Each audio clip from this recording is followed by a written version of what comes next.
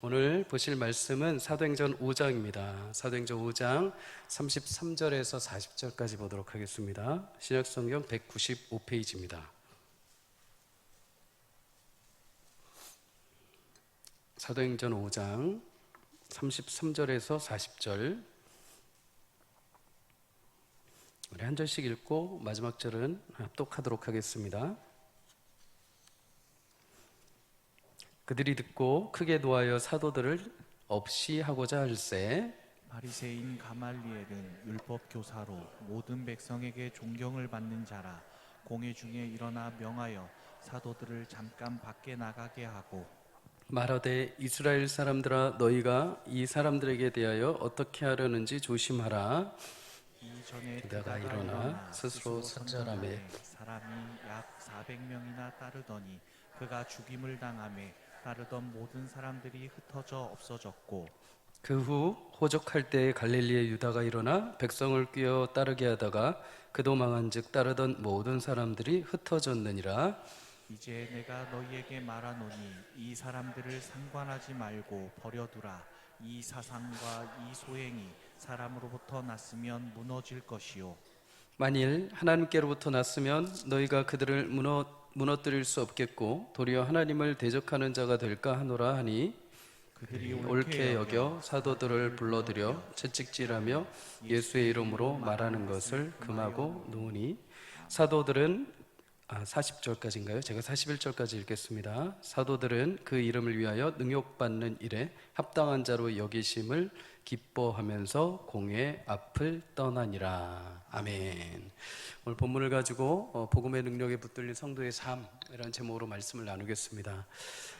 가뭄 가운데 비를 기다리는 농부들에게 비가 내린다는 소식만큼 기쁜 소식은 없겠죠. 치료를 간절히 소망하는 성도들에게 그 치료 방법이 있습니다 라는 소식과 같은 기쁜 소식은 없을 겁니다.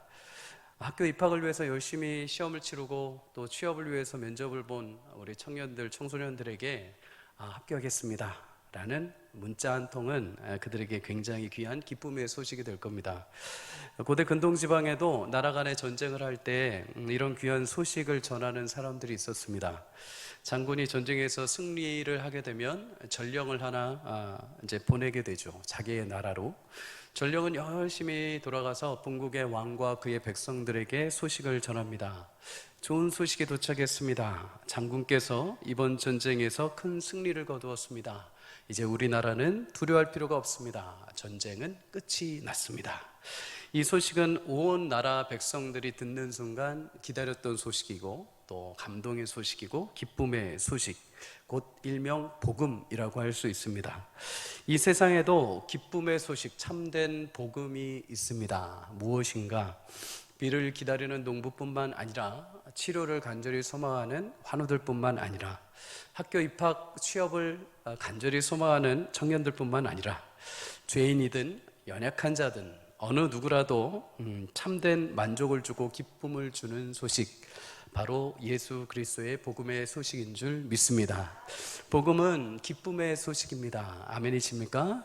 네, 죄의 사슬에 사망에 묶여있던 우리 인생들 가운데 하나님께서 해방하시고 자유함을 주시고 이제 어떤 구속함도 아닌 하나님의 자녀로 하나님의 사랑을 품고 이 땅을 살게 하신 줄 믿습니다. 그래서 우리에게 그것은 큰 소망이 되는 것이죠. 행복한 소식입니다. 선교사님들이 그래서 오지에 가면 미 전도 종족에게 복음을 전할 때 가장 먼저 번역하는 말씀이 있다고 합니다. 오늘 이거를 번역하고 내가 이 오지에 못 들어온다 하더라도 이 말씀은 반드시 이 민족에게 전해야 되는 말씀. 요한복음 3장 16절입니다. 우리 함께 읽어볼까요? 시작. 하나님이 세상을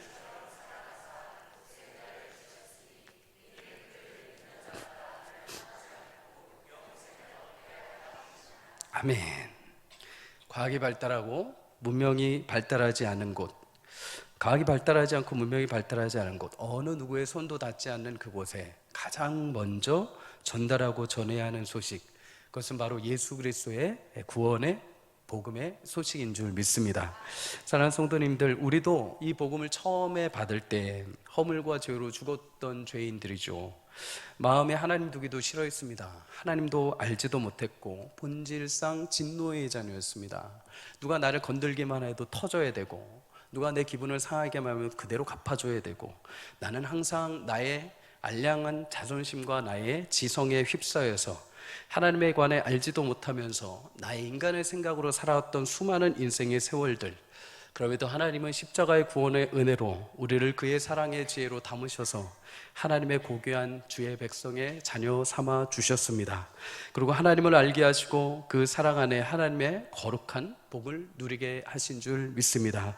오늘 이 저녁에 내 일생에 찾아오신 그 복음의 복된 기쁜 소식이 죄로 물던 나의 일상의 모든 삶을 다시 회복하시고 변화시키시고 다시 싸미시는 은혜가 있기를 주의 이름으로 축복합니다. 그래서 복음, 우리에게는 다른 복음은 없습니다. 내 인생에 어떤 다른 기적, 내 인생에 어떤 새로운 소식은 없습니다. 오직 예수 그리스도께서 내게 찾아오시고 나를 하나님의 거룩한 자녀 삼아 주신 그 소식, 그것만이 우리에게 참된 복음이요 기쁜 소식인 줄 믿습니다. 세월이 흐르고 사람은 변해도 하나님의 허락하신 이 복음의 능력은 전혀 변하지 않고 영원하십니다. 조금 어긋났고 깨어진 인생이라도 괜찮습니다. 과거에 내가 지은 죄책감과 아픔 때문에, 아쉬움들 때문에 휘몰아치는 인생이라 하더라도 괜찮습니다. 현실이 너무 고달파서 내가 지금 무엇인가 할 수 없어 주저앉아 있는 인생이라 하더라도 괜찮습니다. 예수 그리스도의 복음은 세상 속에 무너진 자들을 일으켜 세우십니다. 죄로 인해 포기되었던 영혼들에게 그 밑바닥까지 가셔서 예수님은 찾아오시고 그의 영혼 하나하나를 잃지 않으시고 영광스러운 주의 백성들을 삼아 주셨습니다. 우리에게 찾아오신 이 참된 기쁨의 소식, 구원의 소식이 오늘 여러분과 저의 삶의 이 밤에 나의 것이요 여러분의 것이 되시기를 주의 이름으로 축복합니다. 복음에는 몇 가지 특징이 있습니다. 첫 번째는 앞서 말한 것처럼 기쁨의 소식입니다. 기쁨의 소식. 차별 없이 모든 이가 들었을 때 모든 이에게 합당하게 주시는 기쁨의 소식, 희망의 소식이죠. 누구라도 이 복음을 들으면 하나님이 나를 얼마나 사랑하시는지, 하나님이 나를 버리지 않고 하나님이 나의 인생을 얼마나 굳건하게 붙잡고 계시는지를 깨닫게 되기에 우리는 새로운 삶을 살고 다시 희망을 얻을 수 있습니다. 그래서 복음을 알기 전에 공허했던 내 인생, 어둠 가운데 있던 인생이 예수님으로 인하여서 참빛을 만나게 되지고 또 새롭게 다시 꿈과 비전을 가지게 됩니다. 그래서 예전에 예수 믿기 전에 내 인생의 열심이 무엇인가를 했지만 항상 공허했고 항상 어두웠고 무엇인가를 이루어도 그것을 먹고 그것을 누려도 내 인생에 항상 채워지지 않는 갈급함들이 있었으며, 그러나 이제 예수님을 믿고 난 이후에 내 영혼은 예수님으로 채워지고 공급받고 영원한 생명의 생수의 은혜를 맛보며 살아가게 된 줄 믿습니다. 여러분, 그래서 복음은 우리에게 채울 수 없는 영원한 기쁨이요 만족이 되어 주십니다. 두 번째로 복음에 담겨 있는 특징은 예수님의 유일성입니다. 유일성. 복음은 모든 사람들을 포용합니다. 그러나 포용한다고 받아들인다고 해서 세상이 말하는 종교적인 다른 사상, 다른 구원의 방법까지 포용하는 것은 결코 아닙니다. 세상은 종교 다원화를 이야기합니다. 너의 신도 구원이 있고 우리 신도 구원이 있다. 그러니 우리 모두 다 똑같이 구원을 향해 달려가니까 신이 무슨 의미가 있느냐. 너의 신도 인정받고 우리 신도 인정하자. 그래서 종교 다원화를 이루는 것이죠. 그럴듯해 보입니다. 하지만 하나님이 이 땅에 잃어버린 양들에게 허락하신 구원의 문은 오직 예수 그리스도밖에 없습니다. 그래서 예수님은 곧 양의 문이 되시는 예수 그리스도 이외에 다른 방법으로 넘어 하나님 나라를 들어가려는 자들을 향해서 모두 토둑이요 강도다라고 말씀을 하십니다. 오직 구원의 길은 예수 그리스도만 가능한 줄 믿습니다. 마지막 세 번째로 복음의 특징 가운데 하나는 복음은 하나님의 명령입니다. 취소될 수 없습니다. 변경될 수 없습니다. 유일하신 하나님의 명령이시기 때문이죠. 하나님의 명령은 결코 타협함이 없습니다. 취소되지 않고 달라지지 않고 영원하십니다. 명확하십니다. 반드시 성취되십니다. 그래서 복음은 이해나 논리로 설명하는 것이 아닙니다. 복음에는 하나님의 능력이 담겨 있어 죄 가운데 어둠 가운데 있는 영혼들에게 그것을 듣게만 하면 그 영혼들이 소생하고 반응하고 살아나게 되는 것이죠. 그래서 사도 바울은 고린도전서 2장에서 내 말과 내 전도함이 설득력 있는 지혜의 말로 한 것이 아니요 다만 성령의 나타나심과 능력으로 하였다라고 고백을 합니다. 여러분, 복음은 하나님의 명령이기에 그 복음 안에는 하나님의 능력이 담겨 있습니다. 그래서 복음을 우리가 들을 때마다 우리 심령이 소생하게 되고 살아나게 되는 것이죠. 하나님의 명령은 살게 하는 것입니다. 하나님의 명령은 죽게 하고 잘라내고 분열하는 게 아니라, 절망하고 좌절시키는 것이 아니라 우리를 소생시키고 다시 일어나게 하시며 하나님의 형상과 모양을 창조하게 하시는 능력이 되시는 줄 믿습니다. 이런 복음의 놀라운 능력이 우리에게 주어졌고 또한 초대교회 당시에도 동일하게 주어졌습니다. 복음의 소식을 전했던 초대교회 당시 성령 충만함을 받은 사도들, 예수 그리스도의 복음과 성령의 능력을 힘입어서 복음을 전파합니다. 그러면서 복음을 전파하는 사도들에게 앞에 복음의 두 가지 특징이 그대로 나옵니다. 예수님만이 유일하신 우리 하나님이시오, 하나님의 명령이시기에 이것을 내가 선포한다는 것이죠. 사도들에게 얼마나 많은 회방들이 있었는지 우리는 계속해서 보게 됩니다. 그럼에도 그들은 주저하지 않죠. 왜요? 예수님만이 유일하신 하나님, 또 자신들에게 하나님께서 주신 사명이 복음 전파의 사명이기에 하나님의 말씀에 순종한 것이죠. 온 세상에 기쁨의 소식을 전해야 하는 증인의 사명을 그들은 놓지 않고 끝까지 붙들게 됩니다. 그런데 여러분, 복음을 전하면 전할수록 종교 지도자들은 지속적으로 계속 복음을 전하지 못하도록 회방을 했습니다. 그래서 오늘 우리가 읽은 40절 본문에 보면 예수의 이름으로 말하는 것을 금했다라고 말하죠. 종교 지도자들에게 나사렛 예수의 이름은 치욕스러운 이름이요, 신성 모독한 이름이요, 그냥 저주받아 나무에 매달려 죽은 자밖에 되지 않았기 때문입니다. 그래서 그들은 예수님의 이름을 부르는 것조차도 꺼려했던 것이죠. 그러나 성령 충만 복음의 소식을 받게 된 베드로 그리고 사도들은 그들은 담대하게 종교 지도자들 앞에 이렇게 이야기를 합니다. 우리 사도행전 4장 12절을 다 함께 읽습니다. 시작.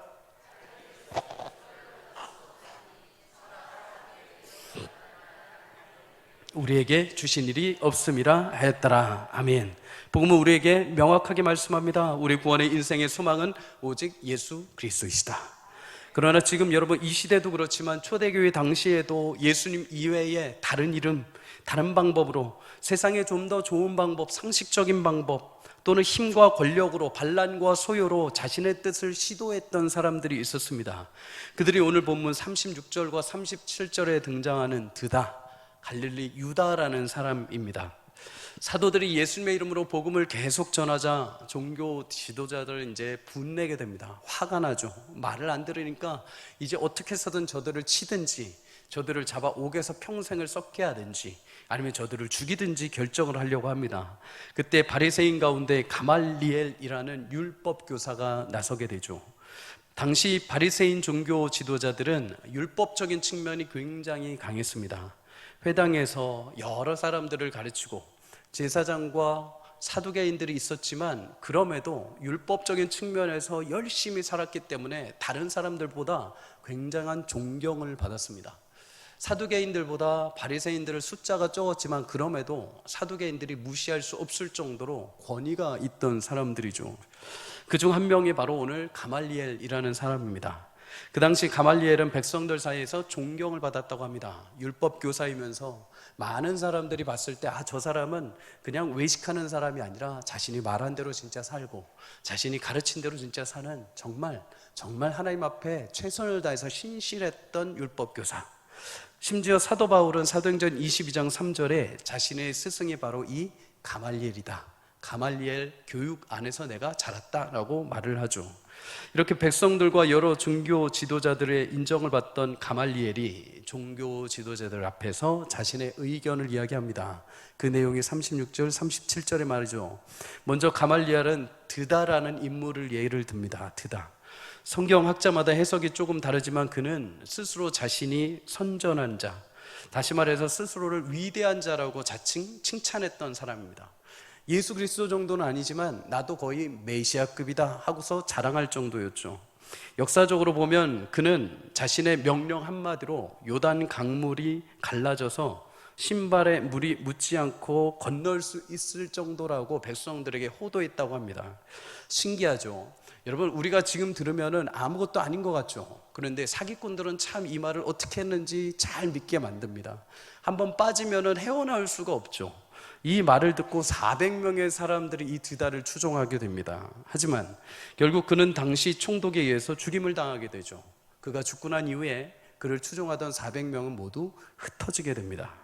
또 한 사람을 얘기하죠. 갈릴리 유다라는 사람입니다.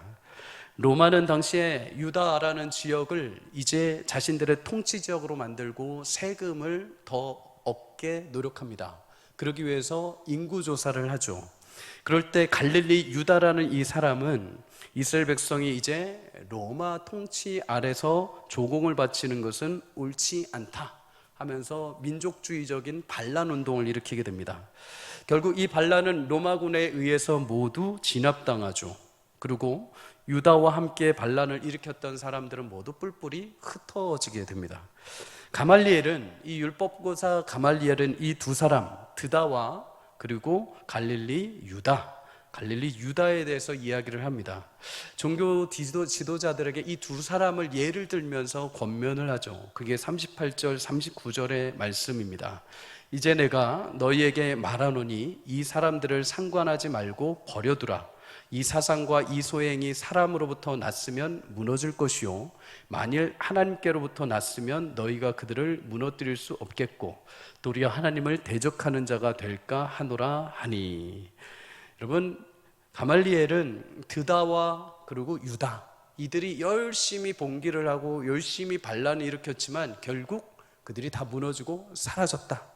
만약에 이 사도들도 하나님의 사람들이 아니라 사람의 방법으로 했다면 그들도 무너질 것이다. 그런데 만약 그들이 하나님이 보낸 사람들이라면 너희는 그걸 핍박하면 안 된다.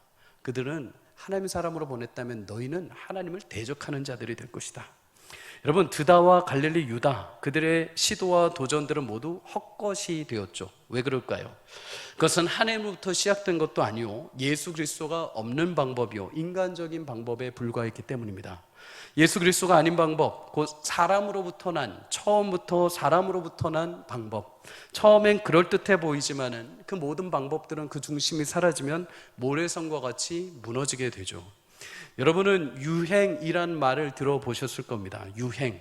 짧은 기간 동안에 옷이나 아니면 헤어스타일 아니면 행동들을 말하는 거죠. 말 그대로 아주 짧은 순간에 반짝 열풍을 일으키고 금방 시간이 지나면 사라지는 겁니다. 유행. 드다와 갈릴리 유다, 그들은 마치 유행과도 같았습니다. 그 당시 예수 그리스도가 메시아라는 자가 죽고 부활하고 없는 그 사이에 사람들이 여전히 메시아에 대한 갈망이 있을 그때에 그 틈을 타서 드다와 유다는 민족주의적인 반역 또는 그들의 인간적인 생각으로 기적적인 반응을 통해서 많은 사람들에게 번쩍하고 나타났던 사람들이죠. 번쩍 혜성처럼 유행처럼 등장했지만 그들이 죽자 그들을 추종하던 모든 사람들은 흩어지게 됩니다. 여러분, 그렇다면 복음은 어떨까요? 한 사람 예수 그리스도를 통해 시작된 그 복음의 능력은 그가 죽고 난 이후에도 소멸되고 사라지고 흩어지는 것이 아니라 오히려 사도들 통해서 그 복음은 탄탄하고 견고하게 전파되고 있는 줄 믿습니다. 심지어 2000년이 지난 지금에도 세계 방방곳곳에 복음을 위해 목숨을 걸고 사명을 감당하는 무명의 그리스도인들로 여러분 가득합니다.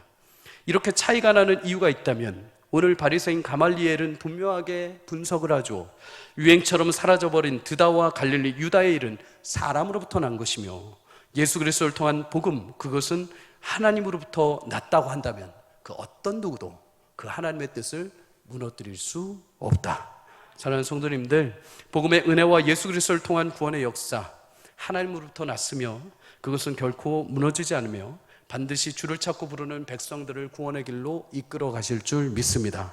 그래서 초대교회 성도들이 교회에 모일 때마다 공동체 안에 매일 나누고 가장 먼저 말씀을 나누고 항상 은혜를 나눴던 말씀들은 예수 그리스도이며 그의 부활의 소식입니다. 베드로가 사도행전 2장부터 계속해서 설교를 해오는 내용도 이 내용이죠. 그 말씀은 세상의 정보가 아닙니다. 그 말씀은 세상의 어떤 이야기, 다양한 이야기가 아닙니다. 오직 단 하나 예수 그리스도만을 계속 전파합니다. 부활이신 예수님, 완전한 순종으로 우리에게 죽으시고 부활하시고 승천하셔서 우리 인생의 길과 진리와 생명이 되신 그 예수님, 그 구원의 복음의 역사와 소문만 계속해서 이야기하고 교회 안에 은혜를 나눈 것이죠. 이런 은혜가 우리 가운데 있기를 주의 이름으로 축복합니다. 세상에 가면 여러분 많은 정보와 지식들이 있습니다. 이제는 여러분 인터넷만 키면은 수많은 정보들이 대량으로 여러분들한테 접근해 옵니다. 여러분 신앙에 있어서도 수많은 정보 얼마든지 찾을 수 있습니다. 근데 여러분 그 정보들 한번 보셨습니까? 어떻게 살아야 되고 내 인생의 고민은 어떻게 해결해야 되고 내 신앙의 고민 어떻게 해야 되고 수많은 방법론들은 굉장히 많습니다. 그런데 빠져 있는 게 있죠. 예수님이 빠져 있습니다. 삶의 방법들은 수도 없이 많습니다. 이렇게 살면 잘 될 것이고, 이렇게 살면 성도가 성공할 것이고, 이렇게 살면 교회가 부흥할 것이고, 이렇게 살면 숫자가 늘 것이라고 하는데 정작 그 교회의 주인 대신 예수님은 빠져 있습니다.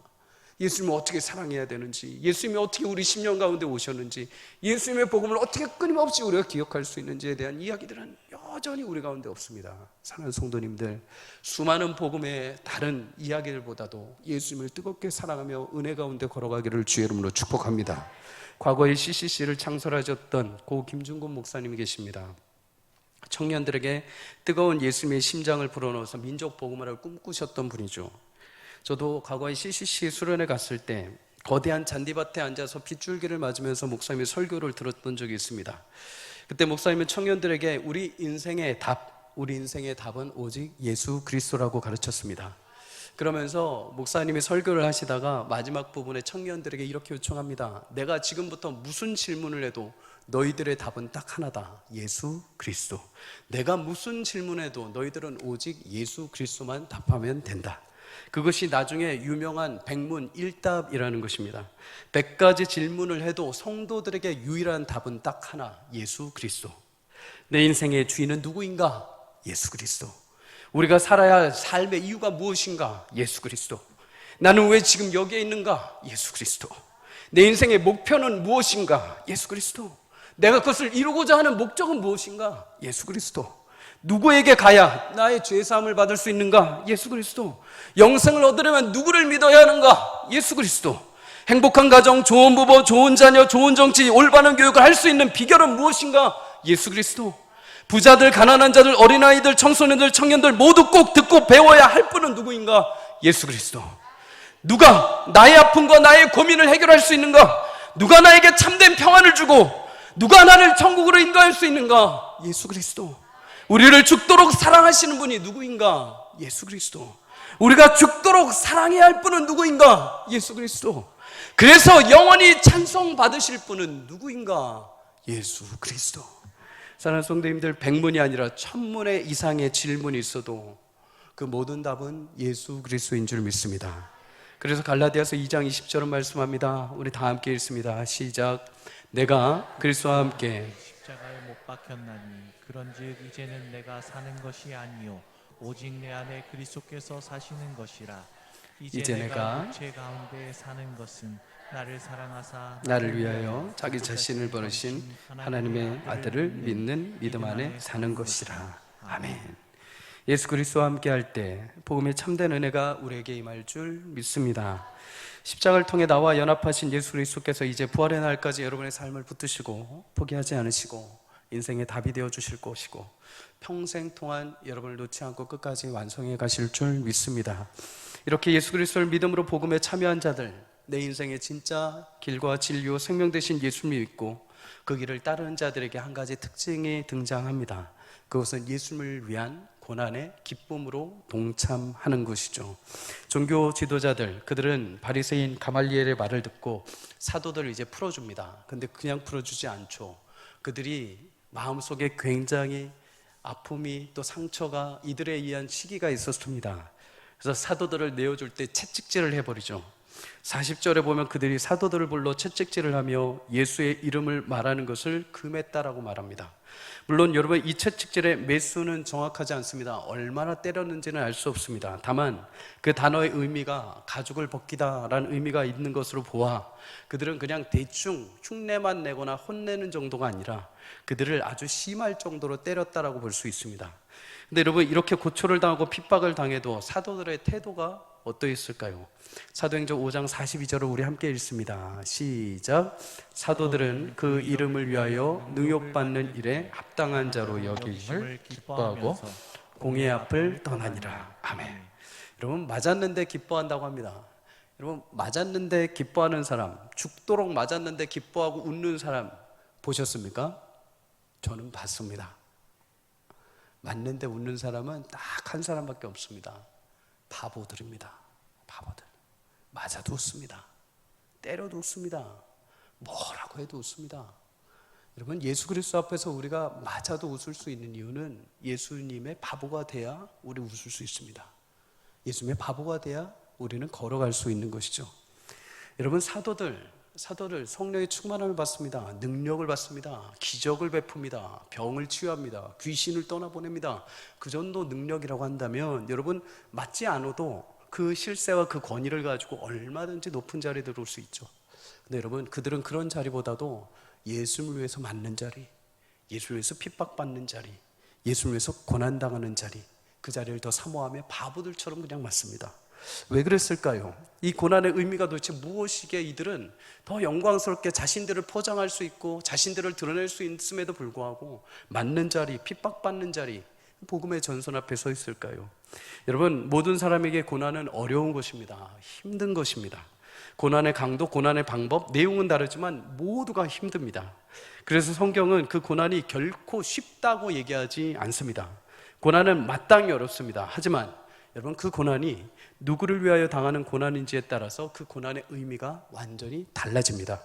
오늘 41절에 사도들이 그렇게 당하는 고난을 의미 있고 가치 있게 그리고 기쁘게 여길 수 있었던 이유 하나는 바로 그 이름을 위하여 라고 말합니다. 그 이름을 위하여.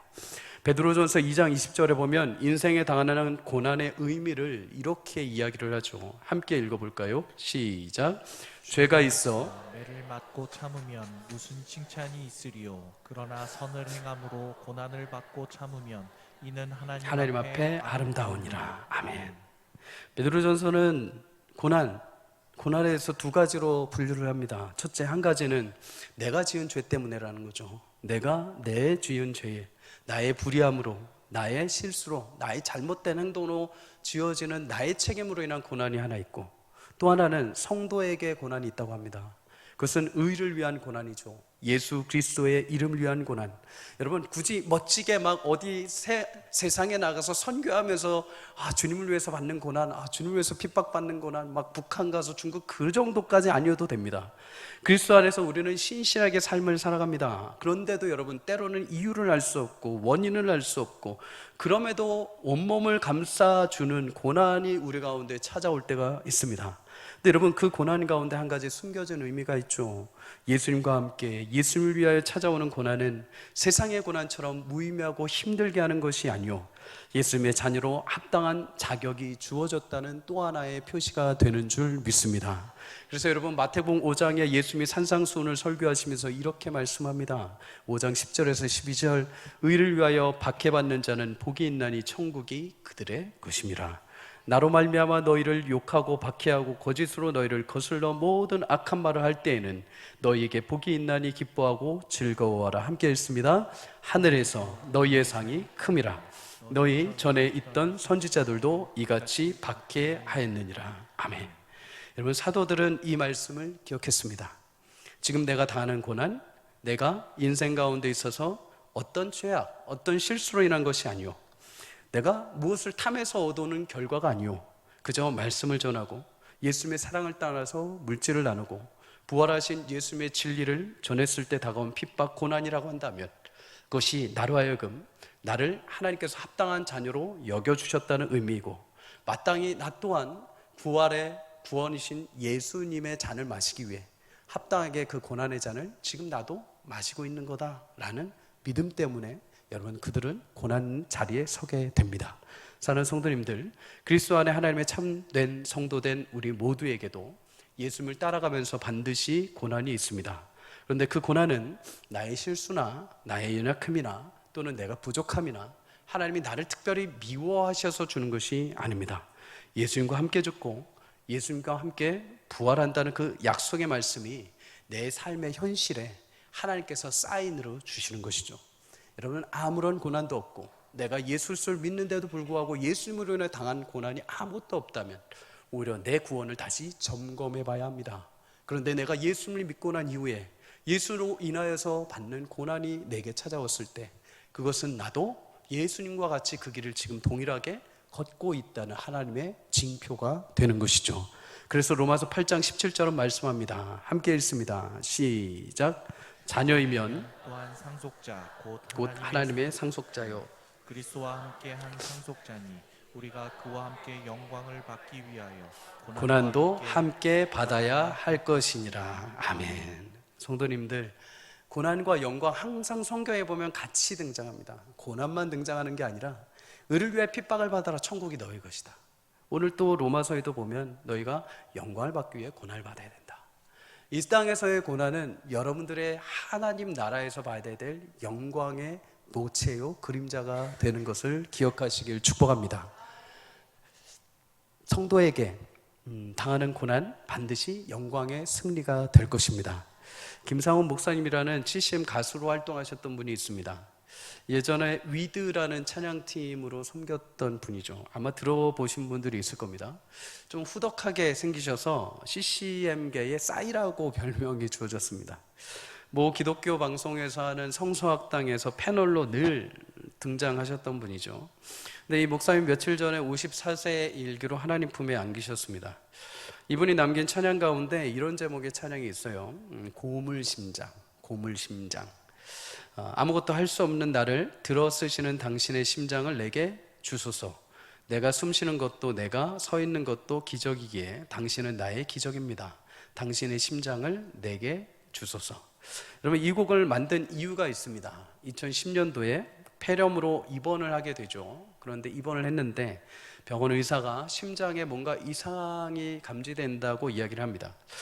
의사가 말하기를 정밀 검사를 해보니까 당신의 심장은 일반 사람들에 비해서 10분의 1밖에 뛰지 않습니다. 10분의 1밖에 기능을 못합니다. 그래서 당신은 지금 무엇을 해야 되냐? 가만히 누워 있어야 됩니다. 함부로 뛰거나 함부로 일하거나 무엇을 하면 안 됩니다. 그러면서 목사님 늘 찬양하던 대로 자신의 사역을 감당합니다. 그러다 한번 쓰러져서 병원으로 긴급하게 후송이 되죠. 그때 하나님께 원망을 했다고 합니다. 하나님, 왜 나를 이렇게 만드셨습니까? 왜 나를 이 지경까지 만드셨습니까? 그때 하나님의 마음에 이런 얘기를 주셨다고 해요. 죽을 때까지 나를 찬양해라. 이 마음을 딱 주셨을 때 목사님이 약간 개그 코드가 좀 있으신 분이거든요. 그래서 답을 이렇게 했다고 합니다. 싫어요. 저는 죽어서도 찬양할 거예요. 이렇게 답을 했다고 해요. 왜 죽어서도 찬양을 하는가? 모든 사람이 이 땅에서 죽으면 자신이 하던 일을 이제 끝내야 된다는 거죠. 내가 어떤 직장, 어떤 사업장, 어떤 일을 열심히 몰두하다가 주님 부르시면 그 일은 다 멈춰야 된다는 겁니다. 근데 이 목사님은 자기가 하나님 앞에 가서도 천사들이 하는 찬양에 같이 찬양을 할 수 있다는 것을 알고 있었던 겁니다. 그래서 나는 이 땅에서 내가 죽어서 찬양이 끝나는 것이 아니라 이 땅에서 찬양한 그대로 죽어서도 하나님 앞에 가서 영원히 찬양할 것입니다. 그렇게 목사님은 자신의 심장은 10%밖에 안 뛰지만 나머지 90%의 주님의 심장으로 자신은 뛰며 살아간다고 고백하면서 고물심장이라는 곡을 만든 거죠.